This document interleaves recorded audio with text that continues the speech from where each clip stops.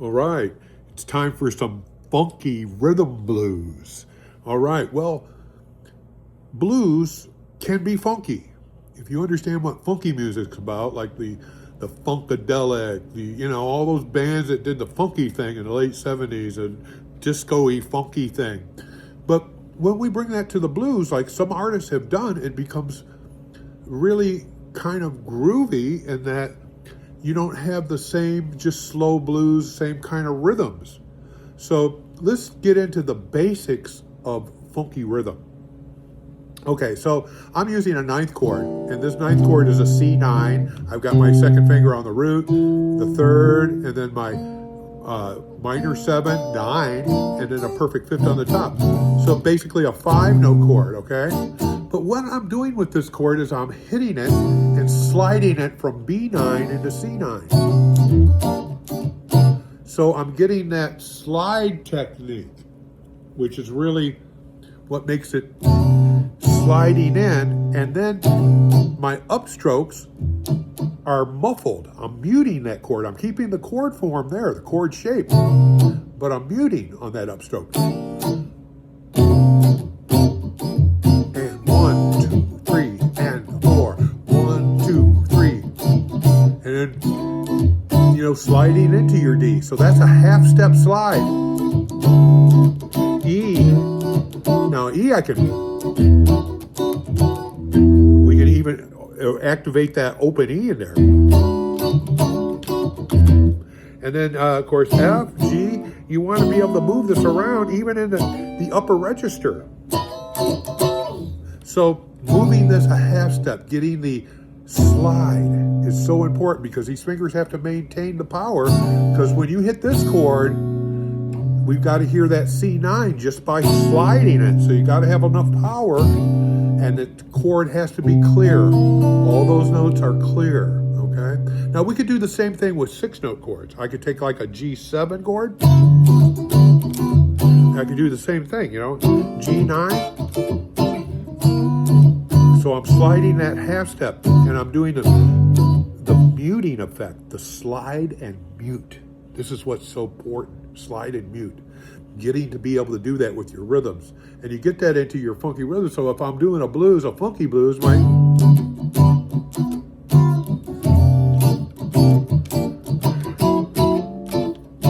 now I can come in, I could even slide from in. This is from out to in to the G9.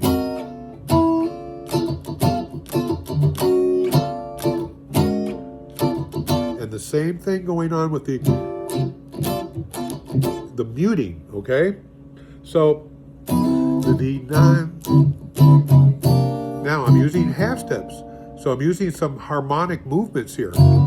So my harmonic movements could be half steps out, or from in.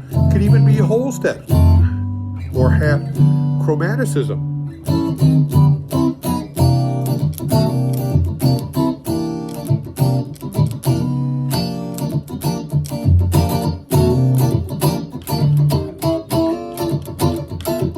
I added the 13. Wow. So you can D9, D13, adding that baby finger up there.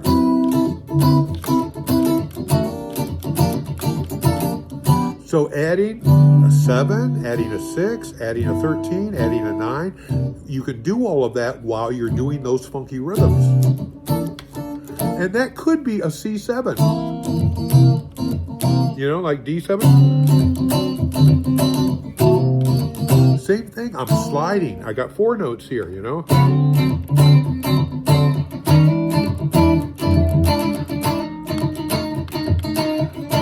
And then when I'm back to E, I've got that open E in there to deal with, so it's really cool, okay? But we can do it with other chord forms, right?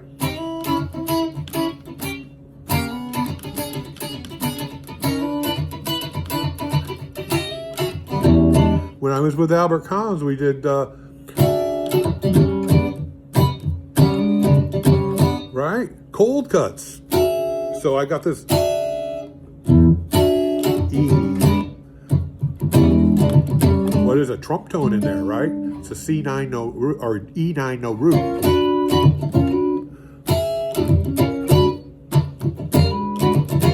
So you can see that half-step movement makes it funky when you've got that slide and then you're muting those upstrokes, you're accenting. Lots of accents going on. So I have to have enough power on that slide to sound this chord that I'm sliding into, or I'm sliding from out to in.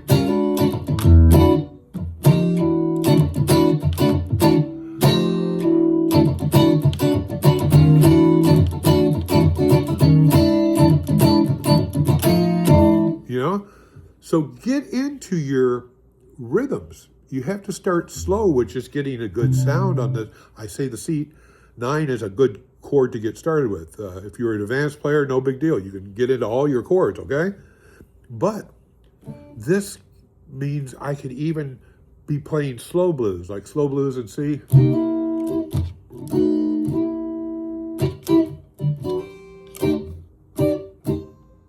I could even get funky in slow blues. Of course, you know, we get into different speeds and tempos, different accents, and, you know, the versatility of so many types of chords. And what part of the chords are you accenting? And then the dynamics goes along with the timbre. You know, we've got a funky, bright sound, or what kind of sound are we going for in the timbre?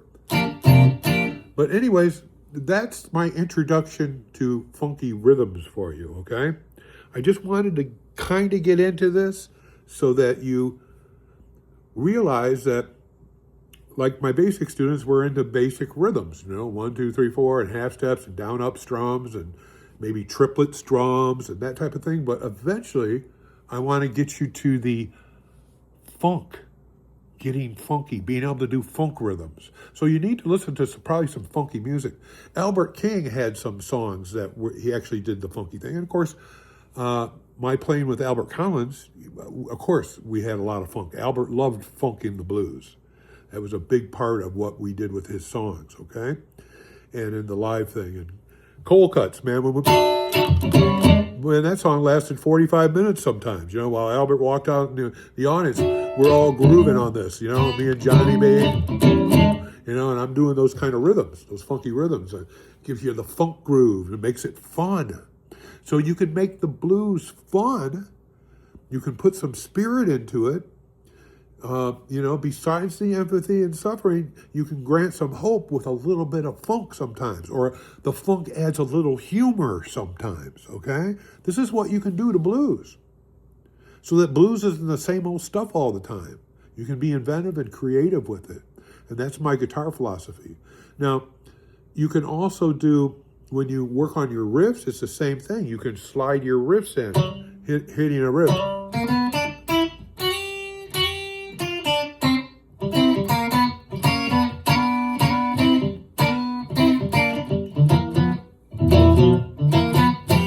So you can bring that same kind of funky technique into your solo playing, your arpeggios, your trinity, chord, scale, arpeggio, right? Get funky with it.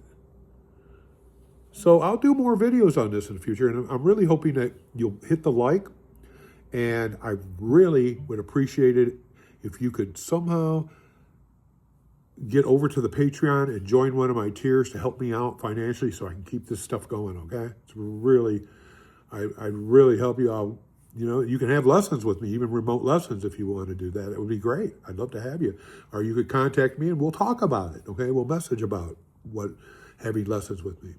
Or I could tell you about the different tiers over at my Guitar Zone on Patreon. But the Patreon gives me, you might sign in at $10 or maybe $20 a month, and I'm getting that, and you're like buying me a meal every month. Or you're taking me out for coffee, you know, or tea.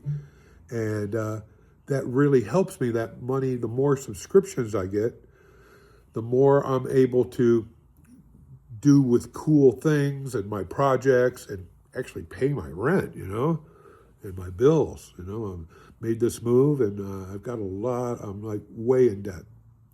So you're also going to see some of my equipment for sale. I'm selling some great amplifiers, custom shop Vibro King coming up, and you'll see on my Patreon when you're over there, you'll see my whole list of what I've got for sale. And it might be guitar effects, maybe even a guitar here or there, amplifiers, just all kinds of little groovy things that I'm letting go.